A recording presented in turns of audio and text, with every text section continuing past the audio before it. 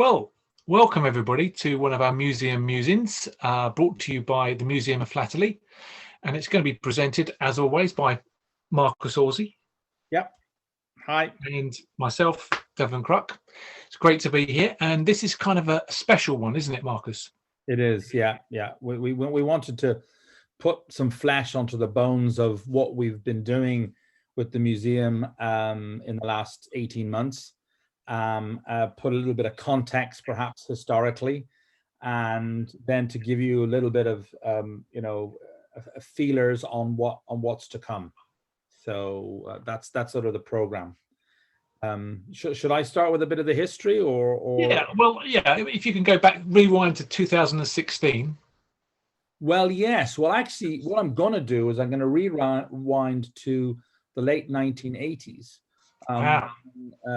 When David Feldman, the concept of putting together rarities of the world in some kind of format where you'd have rarities described, rarities presented in a kind of census format, took shape in the production of the encyclopedia. We called it the Encyclopedia of Rare and Famous Stamps, and that was really the beginning of the journey. And that journey moved from that into, actually, it started. This is a good start. It started here, really, where I was involved in putting together this book about the Cape of Good Hope stamps collection that was formed by an Italian client of mine, Antonio Bertolaia.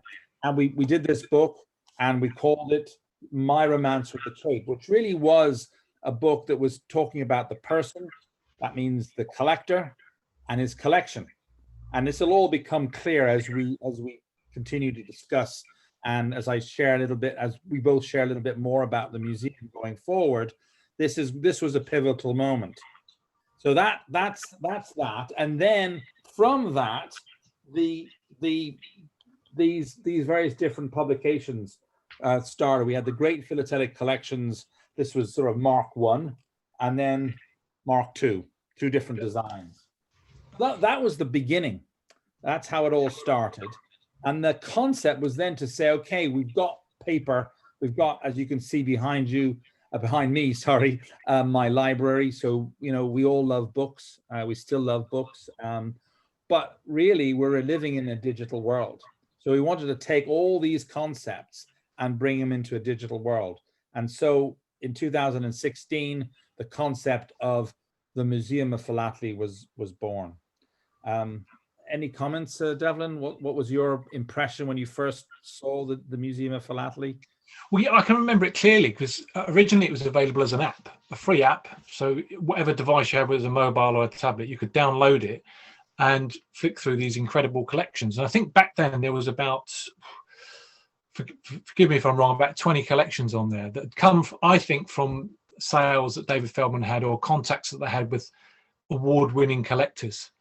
And then I remember being amazed that you could click on the details of the collection, flick through the pages of their exhibit, and also there were a number of items highlighted. And this is when I first saw the digital equivalent of what you were talking about there, famous and rare stamps, and it really excited me. And I remember thinking then, well, wouldn't this be great if we could get this into a website, which is not something that has happened.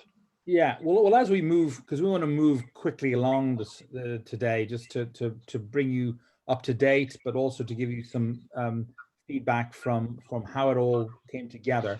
And so we really started off with collections, rarities, and biographies. That was the beginning. Now, right now with collections, we had, you said, how many at 18 months ago? I think we had about 20, 25 collections in the system back then. And where are we now? We've just gone to 61. Yeah, so that's just to show the progression in the last 18 months. So the collections, it's an ongoing thing. Obviously, anybody out there who wants to know more, please go to our website, www.museumoffphilately.com. And of course, contact us. we would love to speak to you about potentially putting your collection on the museum. But what's exciting going forward with the collection side is the launch of the Rowland Hill medal. Maybe you want to just say a couple of words about that.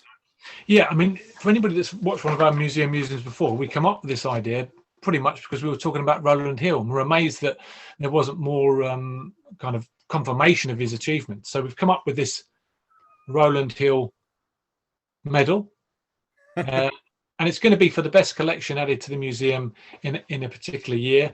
So the first one, we launched this at Stampex in September, right? In September this year. And the idea is that we are going to, have some nominations and some judging throughout the course of the year, and then we're going to announce the winner at Monacaville 22, which I think is November time, isn't it? Yeah, end of November, beginning of December. Yeah. So our first recipient of this prestigious new award will be given at Monaco, November 22.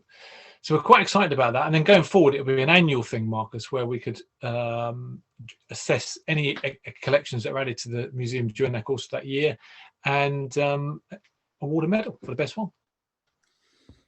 So that's exciting news about collections. Obviously, by all means, please go on and peruse all the 61 collections we've got. And we always want comments and any of your thoughts on our product. So by all means, please give us your feedback.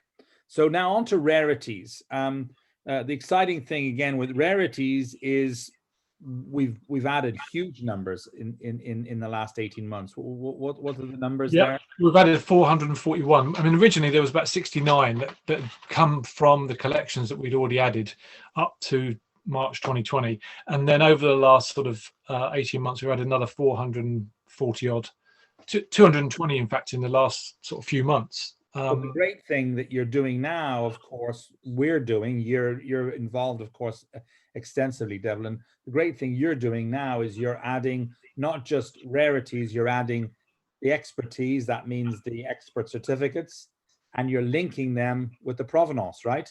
Yeah. So we've done a lot more work on provenance, trying to track down all the previous owners, so that then when you go to a collector's page, you know what items they've had in their collection in the past.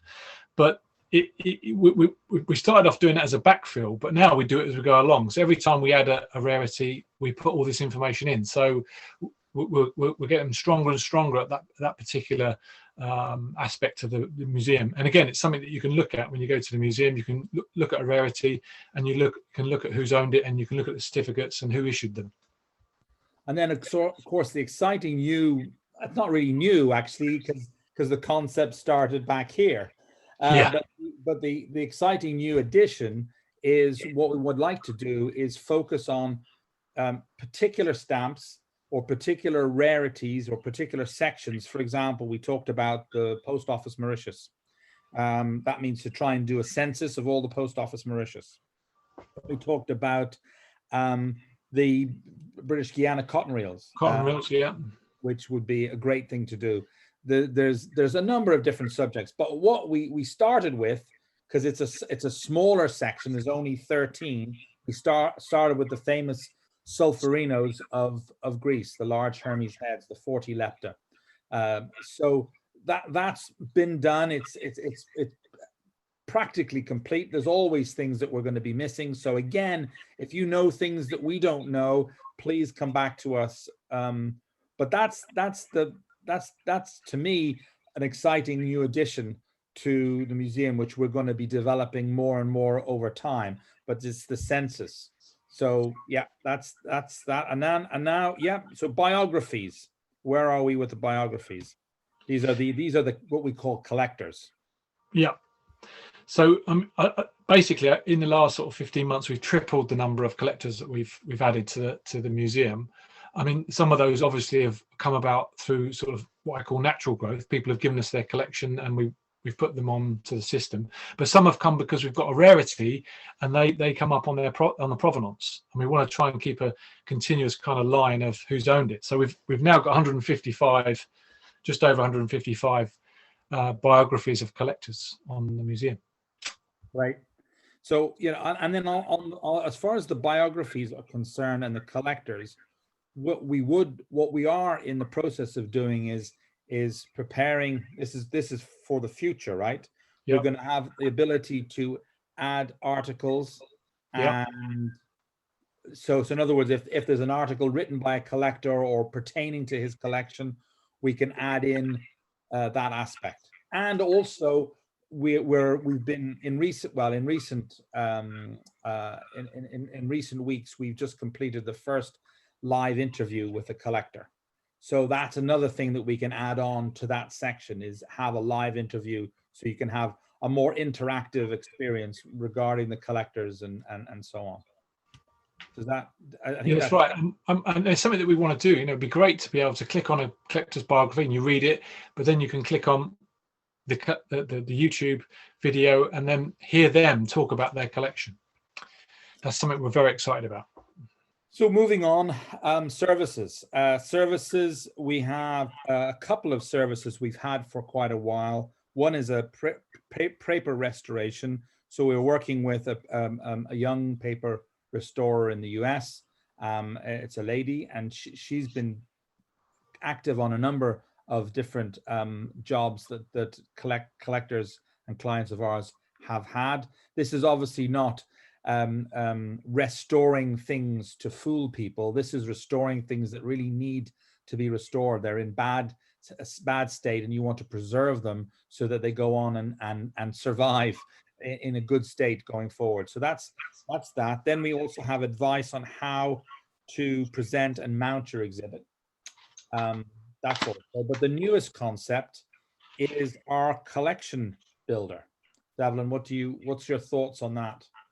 Yeah, because we've discussed many times how do we sort of connect with the collectors out there who have got amazing collections, but they're not written up, or perhaps they don't exhibit.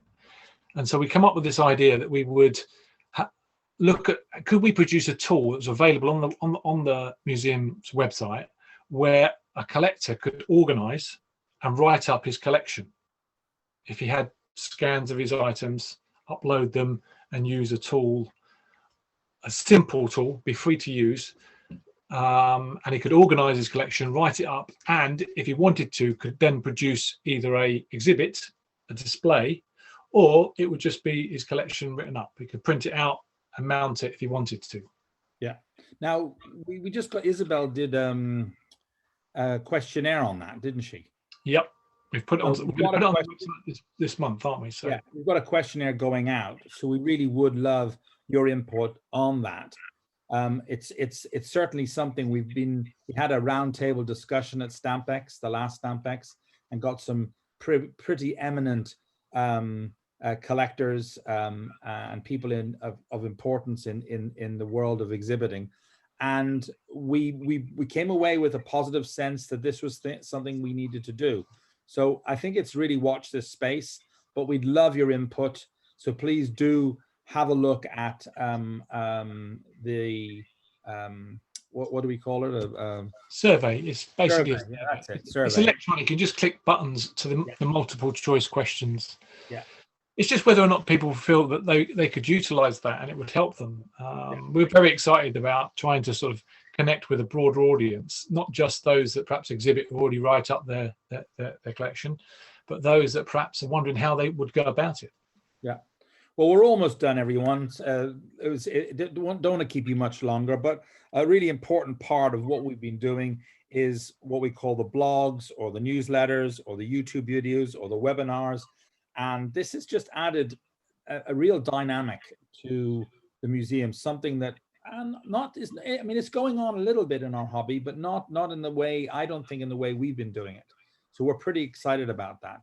Devlan, you've been very much involved. What's your take on it? Yeah, well, one of the sort of great projects we've got involved with is with the Stamp Collector magazine. Matt Hill, the editor of All About Stamps, is we've been doing these regular webinars, one a month on different topics, trying to bring to life some of the stories that we discover through putting in collectors and collections into the system and rarities. That's been very exciting. And of course, 18 months ago, we weren't doing any vlogs or blogs or articles, but over the last sort of year since Isabel joined us, we've been promoting and marketing and trying to communicate and touch a broader audience with traditional articles, but also with these types of interactive video Zoom meetings. I just want to bring your attention back as well. We did the 2 virtual Stampexes, Yes. where we did a museum tour. Yeah. One of these where we gave people a tour of the museum, and then we also hosted a talk with one of the collectors who presented his collection. And then this time around in the physical Stampex, we did one of our webinars, but in the flesh, in the auditorium. So we've taken our virtual world into the physical world, and that was very well received. So great. Yeah, I think that's great. We're really excited about what's going on for the future. We're excited about the medal and presenting the first medal at Monaco next year. So we're really excited to hear your feedback. What's been exciting is, when we started, the team originally was really a concept that was started through David Fellman, and I've taken it up, and I've had some help from marketing in the Feldman team through Estelle Leclerc.